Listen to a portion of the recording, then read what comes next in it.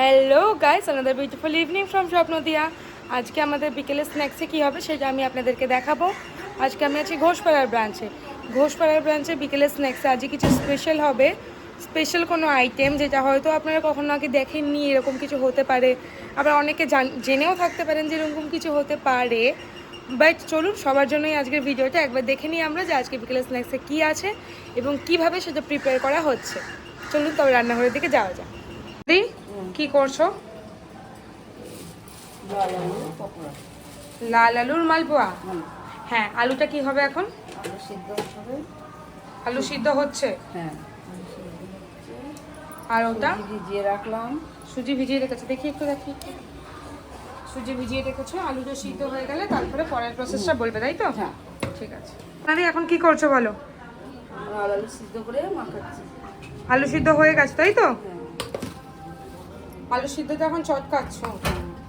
ঠিক আছে, তারপরে কি করবে? তারপরে সুজি দিয়ে মাখাবো। ঠিক আছে, মিষ্টি আলু চটকে সুজি দিয়ে মাখাবে।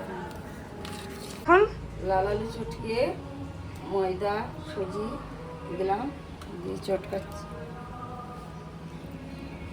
এরপরে তেলে চলে যাবে, তাই তো? হ্যাঁ, এবার কি কি মশলা দিয়েছো এর মধ্যে? কিছু মশলা নাই, এবার মৌরি দিয়েছি আর গরম মশলা। মৌরি আর গরম মশলা। হ্যাঁ, ঠিক আছে, এখানে তেলও গরম হচ্ছে, এই তেলে আস্তে আস্তে চলে যাবে।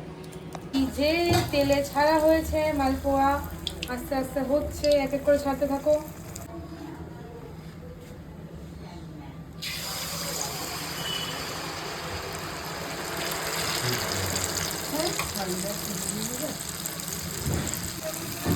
এই যে একদম তেলে ছটফট ছটফট করছে মালপোয়াগুলো হতে থাক।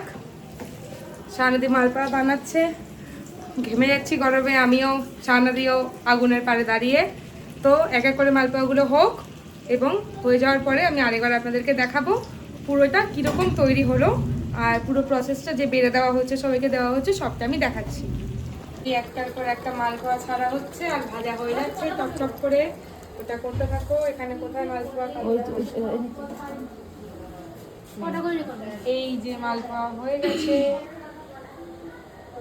চলো এক এক করে বাটিতে এবার বেড়ে দাও মালপোয়াগুলো। দুটো করে সব বাটিতে দিয়ে দাও। তারপরে যদি কেউ চায় তখন তাকে দেবে। আবার একটা ছেড়ে দাও।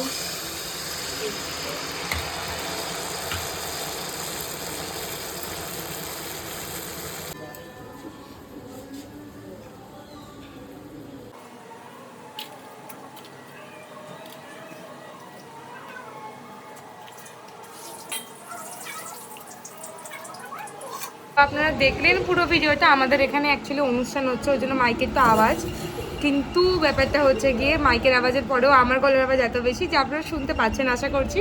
তো যাই হোক, পুরো ভিডিওটা আপনারা দেখলেন কীভাবে মালপোয়াটা বানানো হলো আমাদের, সেটাও দেখা গেল, আর পুরোটা সার্ভ করা হলো সেটাও দেখা গেল, এবং পুরোটাই আমি দেখিয়ে দিয়েছি, আর কিছু বলার নেই।